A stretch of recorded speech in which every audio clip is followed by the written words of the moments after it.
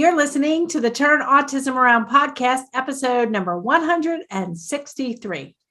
Today, I have a really special guest. Her name is Mandy Mason, and we have so much in common. We're both autism moms. She has two daughters, one with severe autism, and her daughter is now 17 years of age. Mandy is also a board certified behavior analyst, and she is the CEO and clinical director of Fit Learning in Australia. She is also a world champion sprinter. So today we are talking all about autism, the rates in Australia, ABA in Australia, autism in girls, the fact that kids like her daughter and my son Lucas need ABA throughout their lives and how it can look very differently. She is just a wealth of information. I really enjoyed talking with her. I think you're going to love it too. Let's get to this interview with Mandy Mason.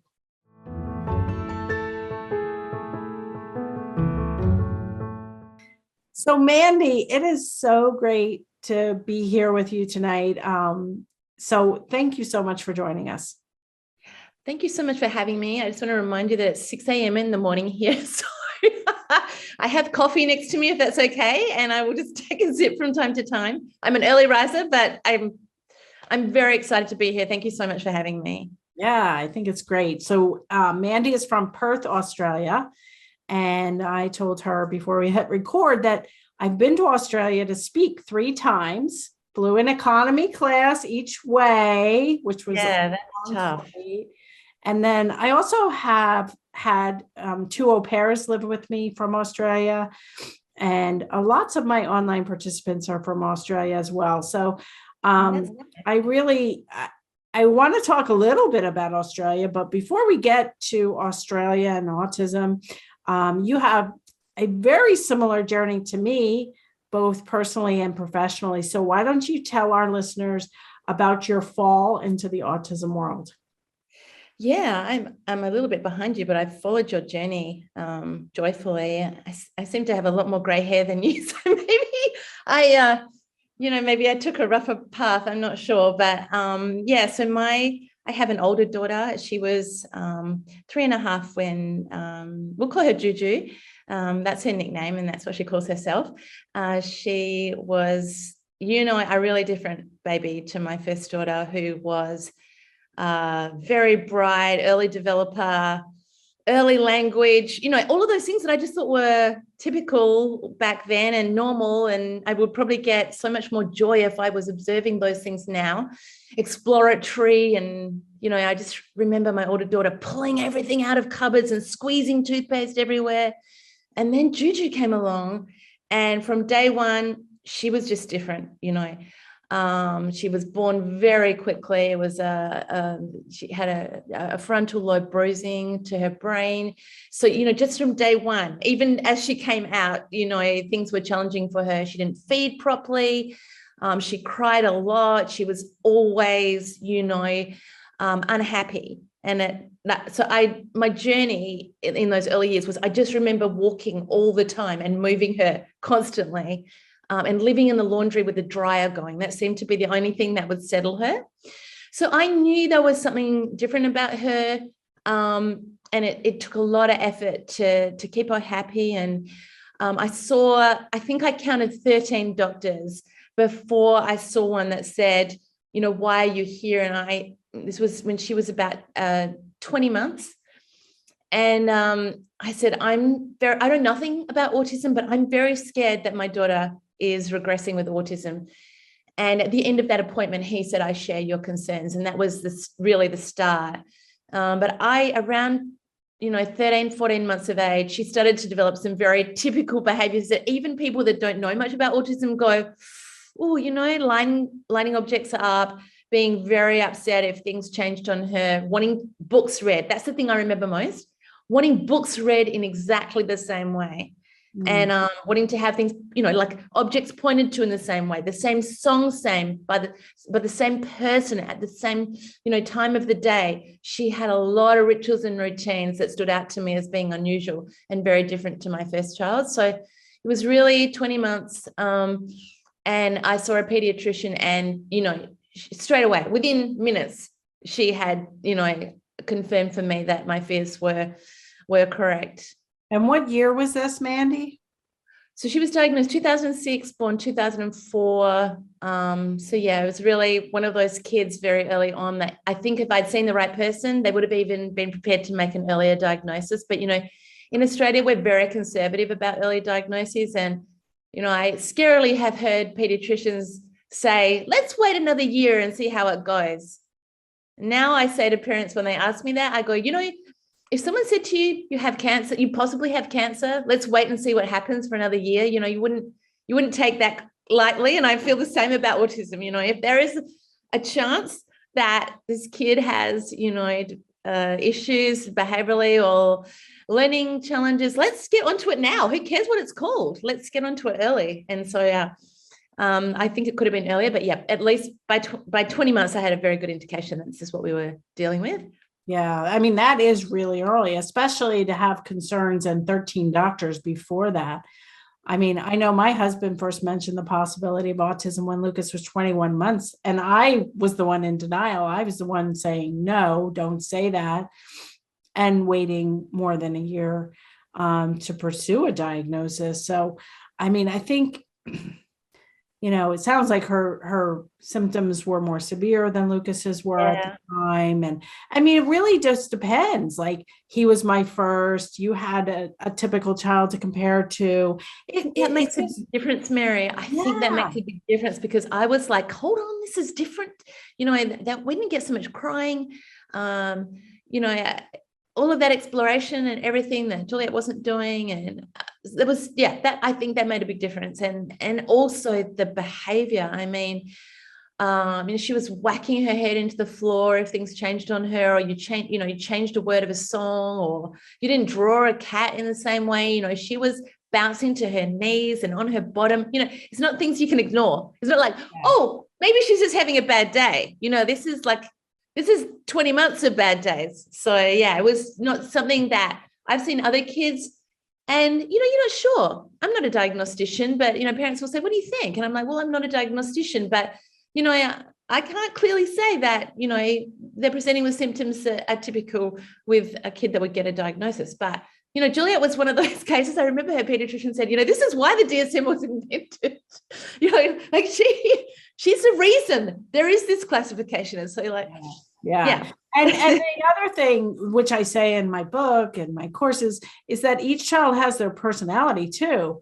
And in addition to the birth order and everything. And so Lucas was always very calm, quiet. He never had any aggression or self-injurious behavior. He went to typical toddler preschool by himself at the age of 2. So it is confusing, and it doesn't really matter whether the child is going to get a diagnosis or not. There is a lot you can do as a parent, and which, is my focus with my new book, Turn Autism Around, and my courses and everything. But it sounds like you caught it, you got it diagnosed, and how easy was it for you to get ABA, or did you even know to look for it? Yeah, not easy. I just want to say something too, that you and I have been on this journey a long time, and so we can laugh about it. But to your audience, I want you to know that if I'm laughing, it's because it's, for me, that's my survival on my journey, is to see the light in it. And many professionals that I've worked with have reminded me that this has to be fun, because it's a marathon and not a sprint. And so, so for me, so if I'm laughing, please, I'm not making light of some very challenging journeys that many parents are on. And it's, I am very in touch with that on a day-to-day basis with the parents that I work with. And it's just that my survival is seeing the fun and the light in it, and making sure that my teams and my parents can enjoy their lives while also dealing with major challenge. I guess what helped me is that I was a professional. And I had worked in a very demanding professional life before Juliet came along, like, a big chartered accounting firm, if anybody, like a finance career, where I had worked some serious hours, like 90 hours a week, sort of. And in the 80s, which in Australia was a massive boom time where we just went crazy and the stock market went crazy. And so it was, a time when young professionals worked very hard and, so I guess Wall Street times, if that's equivalent in America. And so Juliet became a project for me. And so when I worked out there was something challenging with her, I knocked on a lot of doors and asked a lot of questions. And it didn't take me long when I started searching autism to find my way to ABA. And so, you only have to get on Google for a few minutes. And that was back, 15 years ago to know that behavior analysis has had contributed to the autism field for a long time. And so I just started calling people, like people that I knew that had studied psychology, anyone that I thought might know. And eventually I found that Lovas had done a partial replication of the UCLA study at Murdoch University. And there are a lot of people, he came here, and there was an American professor here called Barbera, and there was a program in 93, I think it was. And so a lot of psychologists had been exposed to ABA through that program. And I found one. Now, a lot of them had dissipated by that time because it was 2006, but some of them were still practicing in the field. And I found my way to one of them who was working actually in a respite home. So he wasn't doing, ABA. Well, he was incorporating, of course. Once you understand behavioral science, you incorporate it into, but he wasn't doing early intervention. Right. Which is different, Yeah, it looks people, are working in respite homes. It's like, we both have older children now, and it does look different than what should be done for how old was she? 24 months by the time treatment started? Yeah, that's right. Well, I think 22 months I managed to start, I have a video I can share with you of her first 9 months of therapy. And I did the first session and there was a lot of crying. There was a lot of screaming. I didn't really know what I was doing at all. I'd had a half an hour with a psychologist and I had looked up online. I'm like, I'm just going to try this because I can't wait, So I rang him. I got his number. He was in a Red Cross respite home, but not just for autism. It was a general respite home for people with physical disabilities and all sorts of challenges to help parents and get a break. That's all, sort of short-term respite. And I called him and said, this has happened to me. I'm on this journey and I'm wondering if I can come and meet with you, or could you come and see my daughter? And he's like, he was still working full-time in this job. And he said, well, maybe I could come and see you next week sometime. And I'm like, can you come today? Like, that's how bad it was. You know what I mean? It's like I was living minute to minute. My daughter JuJu was not sleeping. She was studying food refusal. I couldn't get her out of the house or in the car or in a car seat. It was that sort of challenge. And he said, well, I can come tomorrow. And so, he came and he spent a lot of time with me for about 2 years. And then I started to recruit therapists. So that's where it all began. And for anyone going through that process, that is a very stressful time when you are learning how to make materials and, do generalization and you realize that there are never enough hours in the day. And while, Lovas might have said, well, 40 hours, it's really every waking hour, autism is 100 hours a week. Really. Yeah. And that's why it's so important for the parents to learn, even if you have ABA and great ABA going on, wherever you are. I really don't know of anybody that's truly getting like any young child that's truly in a placement that's so great that the parent would be able to just relax and not learn. Because it's, even if it's 40 or 50 hours, there's still an additional 50 hours of waking time. Plus you need to learn how to prevent things, how to make new goals, how to, treating your child in a positive, child-friendly way with using the science is only going to help you both in the future. Well, too. And, I've met some incredible professionals, but, not everybody in the field of ABA is adequately skilled to deal with, your kids' challenges. Not everybody is an expert in everything. And so, you becoming questioning of data and programming in a positive collaborative way, but going, why are you teaching that skill? Where is that going to lead? How will that show up for me at home? What can I be doing to practice that? Like, how could I collect some data that's meaningful to you? It takes a long time as a parent to start to ask good questions about what's occurring, and you can waste a lot of time if you don't ask good questions. So yeah, right. There's all of that to learn as well, but it's I was dealing with all of that, but I think because I'd come from these large projects and been a professional, I guess I put on my project hat and was like, well, this is just the biggest project of my life, times 1,000 times harder. And I guess I separated that from, this is my daughter, and now this is, a project, which I know sounds quite cold, but if you get wrapped up in the grief and the hardship of it all, you can lose time. And so that was how I dealt with it anyway. She became my biggest project. Yeah, I like that. So the autism rates in Australia, I did a little digging, got like 1 in 150. You said you're seeing newer research that's showing about 1 in 90. Yeah, and I must admit, I'm not really up with that research. I guess perhaps I get less caught up in the label of autism these days, other than for funding issues, and more concerned with, how is this kid coping day to day, and how is this kid succeeding? And so, I work with one parent in particular that reminds me, do you think he has autism? And I'm like, he has learning challenges, he's not learning akin to his peers. And so I guess I know that's probably hard to hear, that for parents listening to this, that, that not that I want to move away from the label of autism. It's important to be in a community of people that understand your challenge, etc. But if you look at a kid individually, you don't want to get caught up in the label. You want to get caught up in what are they doing well, and what are they, what can they do better? So I'm not really probably as up to date on the numbers as you are, but I would say my view is that it's prevalent and that autism does not discriminate, but it doesn't seem to discriminate between countries.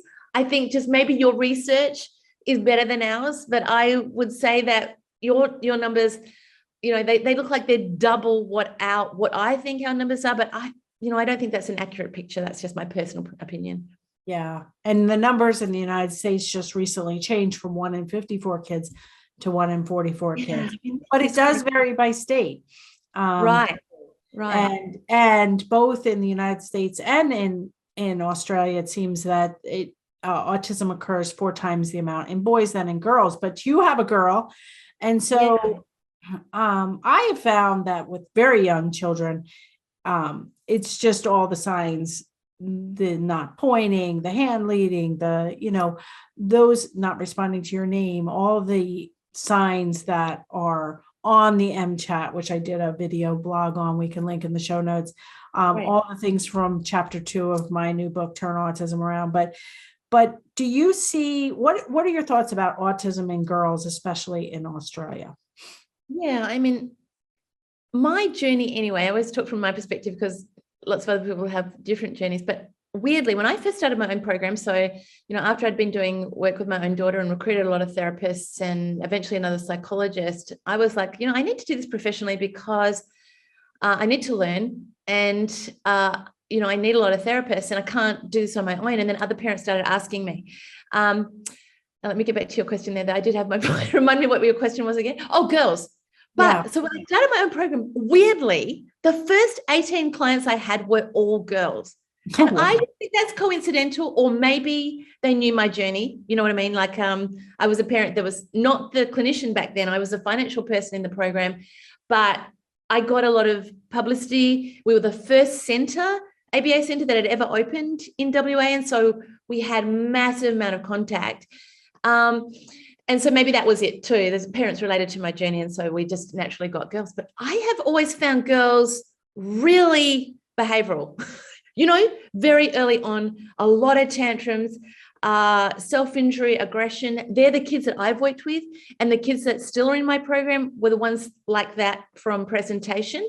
Now, of course, environment accounts for a lot. And so it's natural culturally and environmentally to treat girls differently as well. And so, maybe their behaviors get reinforced more.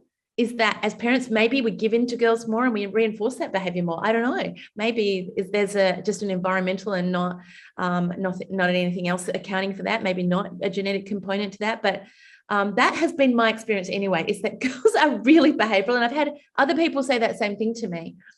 I'm not sure what your journey has been, but. Yeah, girls in general do get missed a lot for the more mild cases too. Yeah. I think Yes. that's what research shows, is that, girls with ADHD and autism may look a little differently, especially as they get a little bit older.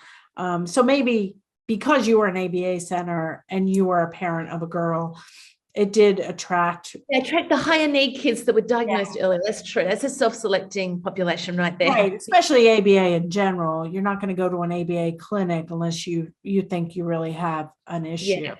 Yeah, that's true.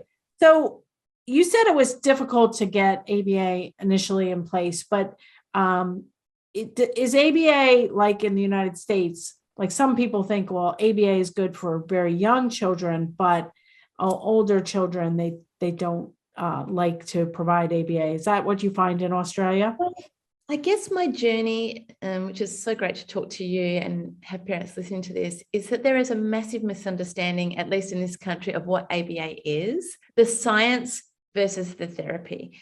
And so it's very hard to have that conversation, particularly with, legislators, I think you would call it, or like the government, that discrete trial instruction and what they think ABA is, like sitting at a table and chairs, 20 hours a week and pointing to stimuli, that isn't ABA. That is an application of the science, a teaching methodology, but it's not ABA, the science that comes from behavioral science. And so when someone says they're doing ABA, you have to ask, what does that mean? What does that look like? For me, that is, I'm incorporating behavioral science to teach my daughter effectively on a day-to-day basis things that she needs to be successful. That's what ABA is in my daughter's life now. And, technically, that's how it should be always, like looking at your kid and going, what is the next skill that this kid needs to learn to be effective? And, that might not be sitting at a chair pointing to color cards. So that's an easy application of the science for people to learn that aren't, that don't have a lot of training in ABA. It's kind of easy to learn how to do discrete trial instruction. So when you ask me, how did it look in Australia, there were people doing discrete trial instruction. And that was my early introduction to ABA, tabletop, you guys call it like knee to knee. Is that something that's familiar to you? There's a lot of differences between table time and what people consider table time. And we don't I do a lot of table time, actually. I think it's great for young children to have an area where they're, attending and it's all fun. And we actually combine natural environment teaching and table time intensive teaching. But yeah, we don't do any, holding kids in the table or blocking them. It's all natural, and we want kids running to the table and that sort of thing, which again, it's this way different view of what ABA is. I did do a podcast, which we should link in the show note. What is ABA and the 4 myths and truths, where I talk about the science of ABA. The science of ABA is happening all around us every single minute. And so when we're talking about ABA programming, ABA therapy, it can really look differently. And a lot of it isn't great. And it's giving ABA a bad name.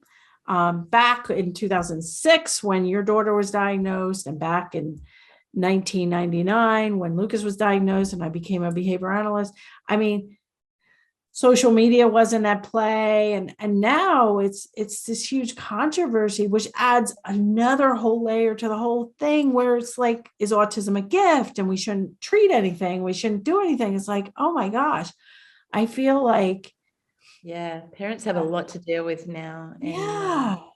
And Yeah. So I guess I love what you just said, all of that. Actually, everything you've said.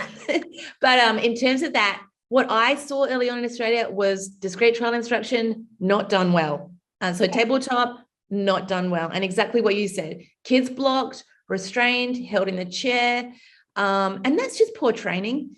That's just perhaps how they were trained. And, always want to be sensitive talking about this, but it was a different era too, when Lovaas did those studies, just in traditional, discipline at school, etc. I don't know if it was happening in the 80s, but certainly when I was at school, there were aversives used at school with rulers and canes and, and restraint and timeout, and all of those things were used in a school context. So we have to put Lovaas in that regard. But, in Lovaas's program, he used aversives, and the people that were trained by Lovaas here used aversives as well. And now we have this restrictive practice legislation in Australia about, all of those things are not allowed to be done with our kids, blocking, restraint. which is great. Yeah, The other big thing is that there was no analysis of verbal behavior intertwined. Oh, that's right. Back before 2006, really, anywhere. And now, of course, that all the aversives need to be done and not even, an option, and all the verbal behavior needs to be added. And so I know that you do believe that ABA should be available for older kids as well. Well, the science of taking data, analyzing what's occurring, those things that come from science are effective for everyone in every context. From I always say this, but from, training your cat or your dog to your, working with your employees in a business context to sport, behavioral science is applicable for everyone. It just happens to be really effective for people that have high challenges. And autism obviously is an area where kids present with a lot of challenge. So it's where you guys in America have been on an incredible journey, starting with Catherine Maurice and probably before her, of applying ABA in the field of autism. But of course, behavioral science is effective anywhere. And any time.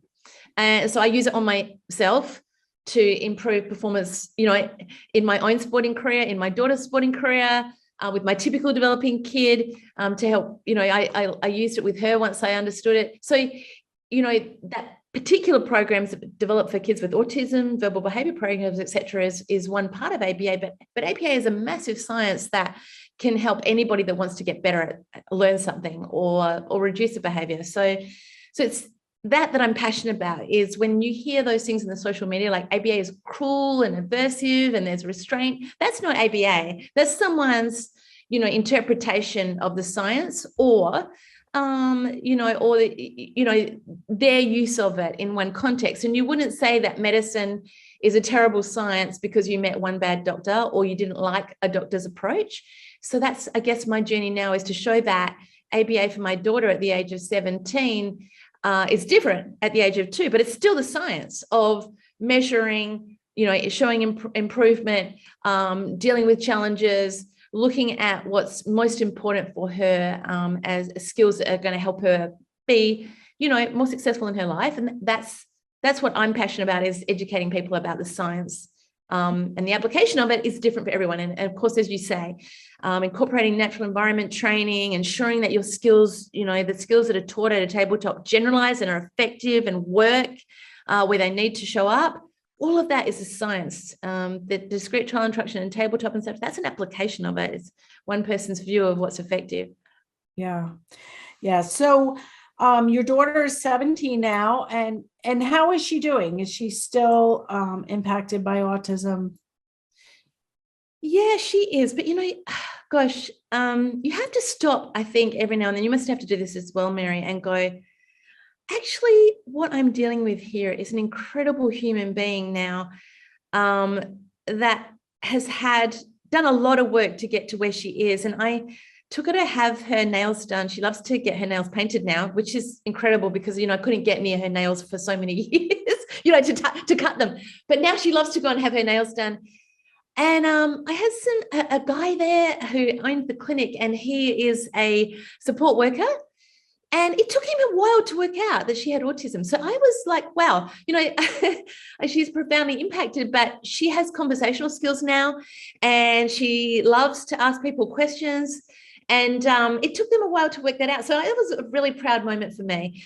But, I'm finally at the point, I remember listening to parents going, oh my goodness, my daughter, my child is a miracle and I love them so much. And I'm so proud of them. And, it's really hard for me to relate to that. Not that I didn't love my daughter. Of course, that goes without saying. But she was so challenged for such a long time, and we had such severe behavior and self-injury.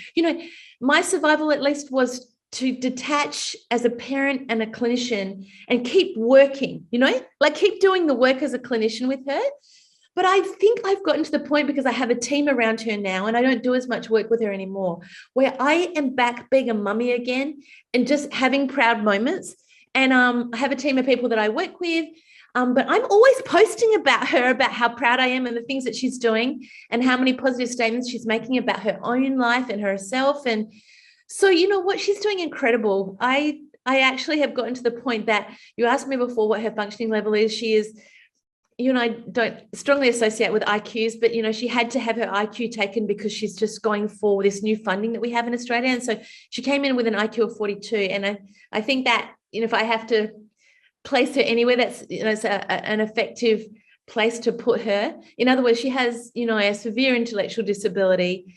And so what she has achieved for me as a mummy is a miracle.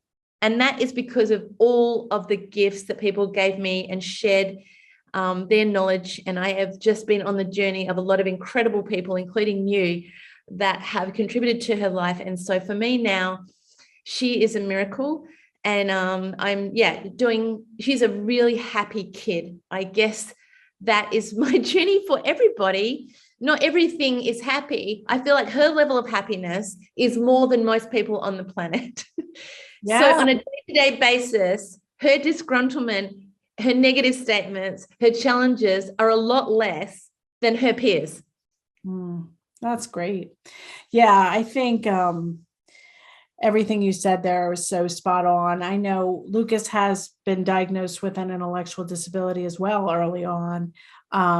And I did a video blog on intellectual disability because I think a lot of parents of teenagers and, with significant autism are upset by the intellectual disability and the need to get an IQ test because it's really hard. I mean, the fact that she's conversational to some degree and has an IQ of 42, whatever that means. I mean, I think that's pretty amazing.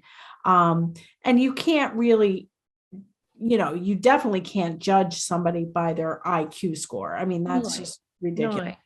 No. And it depends on who's doing that assessment as well, right? Because when I was living in America, she had to be re-diagnosed in America to access your insurance system. And so I went to a wonderful doctor in Cincinnati. I love America, by the way. And I would be back there in a heartbeat if I hadn't established my business here. But yeah, and so she had to be re-diagnosed. And so I got a BCBA who was a diagnostician as well.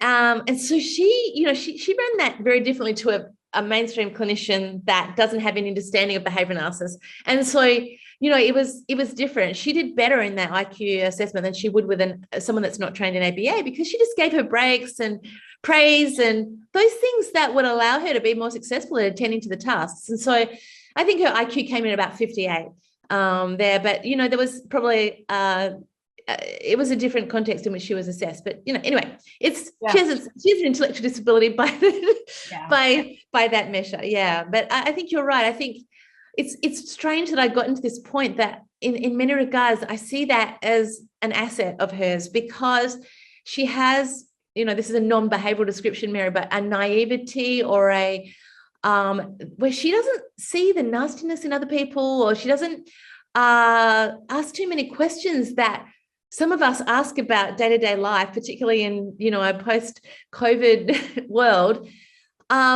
she sort of tends to be present in the moment and be, in touch with what's occurring in her life day to day, which many of us aim for, and so that level of intellectual disability where she doesn't ask too many questions about things that stress us out, I see that as a real asset now. And I work with some higher functioning kids that ask a lot more difficult questions about day-to-day stuff, like, am I going to die? What's going to happen to me when my parents die?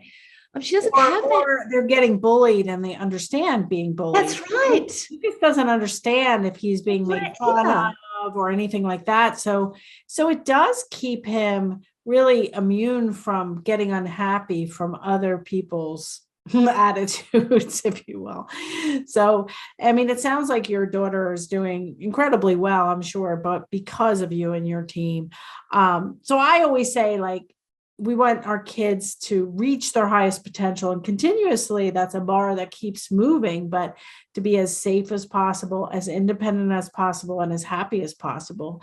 And so it sounds like you really have had a team to embrace her, to keep her safe and constantly improve her language skills and her independent skills. And I think I've never given up on her language, which, I see a lot of parents go through early intervention and go, well, maybe this is as good as it can get.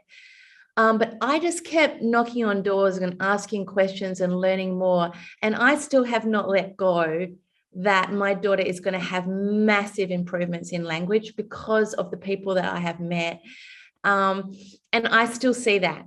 And so she still says things that surprise me. And so I still see, through all of the work and learning that I have done, understanding mechanisms of language, etc., that she can still make dramatic improvements. And so that's still my focus of intervention, while, of course, there's all the self-care component and the, gosh, can we give her now a way to work and earn an income and maybe develop some independence? There's all of those things, but I haven't given up on her language, because you get a lot of stuff for free when you get language. And so, I totally agree. I mean, it's not, when I say free, I mean, you get the skills that you don't have to teach when someone can learn through rules and observation and asking questions and seeking information on their own. You get a lot of free learning that way. And so I haven't given up on her language, and I'm never going to do that in my lifetime. As long as I'm around, I'm still going to keep targeting that. And I just recently, I know you know him as well, I'm very passionate about Patrick McGreevy, because a lot of people contributed to my journey to get to precision teaching. And Patrick McGreevy was one of them. And I just recently had a podcast on him talking about verbal behavior and how, do you still go after it? Like, do you still seek to go after language, or do you focus your energy on other things? And I think that's a really great question to ask. He has a lot more experience than me, obviously a lot more history, and just I love that man. I met him once when I was in Indiana, and I love listening to him. I love everything about him, and he contributed to my journey to get to precision teaching. But he was like, well, if it's going to take you a year to get this one, this one skill, is it worth investing all of that energy? And I haven't gone to the point where I've gone, this is too hard to get yet. Like, maybe she can get this. There's a lot of time in the day, and yes, they should be working on improving their skills in all domains. So, and I know at some point we have to wrap up. It's been great to talk to you. So I have a couple more questions. I do want to kind of find out, how did you, like, what year and your BCBA, and you're now summarize that very quickly.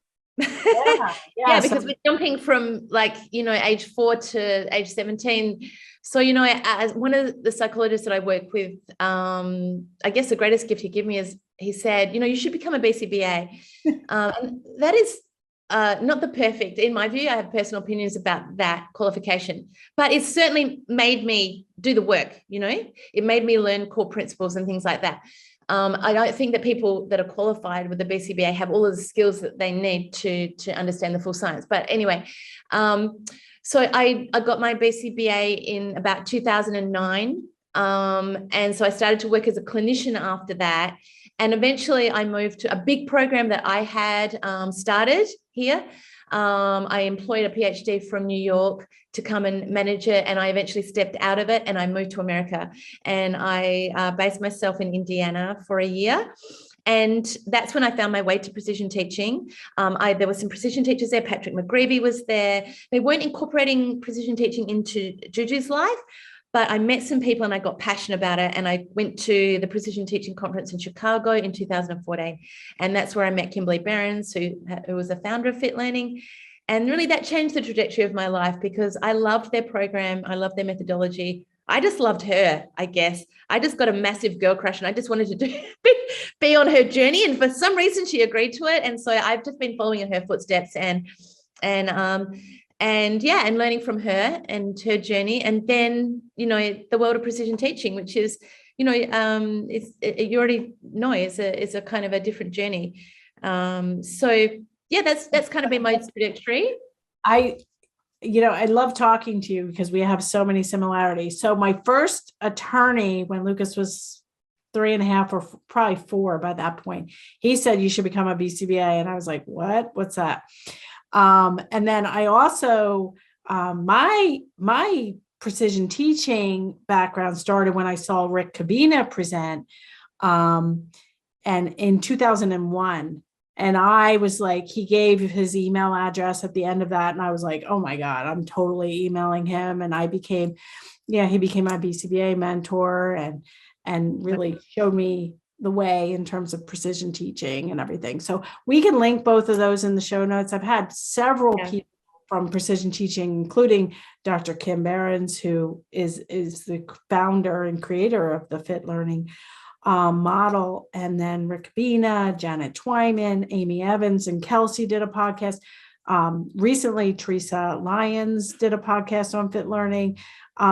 It's a great methodology model to improve all kinds of skills with fluency-based instruction and standard acceleration charting and all the things that we're not going to be able to cover tonight. Exactly. And it's just one model. I just would urge people because, through my journey, I heard a lot about precision teaching and I saw it. It's a hard thing to wrap your head around and to incorporate. But, if you have some incredible people that have already spoken about that. But if there is a parent out there that goes, I don't know how to do this, or like I'm stuck with this, I know you have your own resources as well. But I'm always happy to be in contact with people to help them understand how you build frequency in behavior and get more of it. And so make it more available to your kid to show up in the places that you need it. And that's what happened for JuJu. Is that she got a lot more practice through precision teaching at things she needed to be fluent at to apply effortlessly and easily.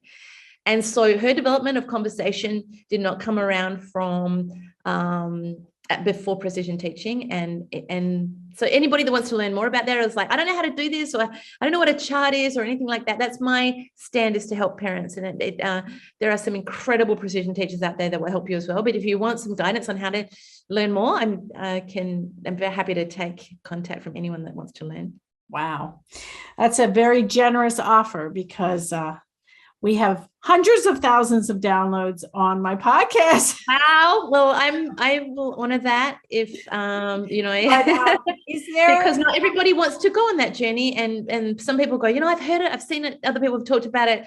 And it's a hard thing to get started on. There are some really good programs that are coming out and how to teach you to chart, etc. But it seems a little bit scary when you're first approaching it. And so I can, I'm happy to answer any scary questions that you might have. Well, and maybe we'll do a follow-up where, because I do know precision teaching and I do know verbal behavior, but Lucas is still not conversational and needs to continuously work to improve his language skills. So, maybe we should at some point sit down and kind of review some of the things I could be working on with him and do something else in the future. That's what I love about you, Mary, is you are so humble. You're an incredible professional. But, yesterday I had the honor of interviewing Elizabeth Horton, who has been a precision teacher for 50 years. And you know what she said to me? I'm still learning every single day. And I think as professionals, that we're still learning every day. And so I just love that. I would love to talk to you about my journey on that measure, because my journey with fit learning has really been in opening up language to kids that have, my daughter had very rigid language still, and her language is becoming more and more flexible every day. So that's been my journey with Kimberly Barons, to learn that. I'd love to talk to you about that. Yeah, awesome. So I know you have a podcast. So how can listeners find your podcast, find you, and really continue to follow up with you? Yeah, I have my own website, mandymason.me. And I'm sure you'll share the resources as well. But on my podcast, where I'm just interviewing incredibly the giants of precision teaching, because this has been around, many of the precision teachers that I've interviewed I'm up to my 5th podcast now. No, I'm just a baby in terms of podcasting, but they have been doing this for 50 years, some of them. And so I'm just excited to hear their journey of how they found their way to, because it's behavioral science. It's just, it's an element of behavioral science that, and a particular way of measuring. So yeah, you can find me on Facebook, the ABA and PT podcast. And I'm on all of those main things like Spotify, etc. But if you go to Facebook, you'll be able to get the links to my podcast. And I try to publish 2 podcasts a week. So I'm very early on, but with Christmas, I took a bit of a break. So, but yeah, I'm back. My podcast will come out again in the next week. And I will be coming on your podcast. So it's the ABA. Yes, bless you. Podcast. And PT stands for precision teaching, not physical therapy. Which sometimes is although I'm passionate about that too. Yeah. Yeah, precision teaching. Sounds that's like right. We're both passionate about a lot. So mandymason.me is the website. And before I let you go, one final question. Part of my podcast goals are for parents and professionals listening to be less stressed and lead happier lives. So do you have any self-care tips or stress management tools for all of us? Oh, that's a great question. There's a lot of things I could say there, because I'm very passionate about exercise. I've always been. But the thing that I really want to say, because I've learnt this just recently from an incredible human being, Abigail Corkin, who was a very early precision teacher, who has always measured her own behavior. And one of the things that she has been really passionate about, which many people think that as behavioral scientists we don't do, is measuring inner behavior. So things like thoughts and feelings and urges. And so she has really motivated me to practice using positive statements, and literally, and my whole team are doing this now as well. And so if there is one thing you can do that can really impact the way that you show up on a day-to-day basis and how you feel, is just practicing 1 minute a day. We do it as what's called a free write, which is like just writing them down. You can say them out loud, but writing them down, Abigail says, is more effective. And so literally you just set a 1 minute timer and just come up with everything that you can think that's positive in your life in the moment. And there's interventions that you can do beyond that. But my team have just been trialing this for the last 4 weeks. I know before Christmas, we started measuring how many positive statements were made in my clinic just the day before Christmas. And it was 112 positive statements my team recorded that day about things that were occurring at the clinic and in our lives. And so it might just sound like this.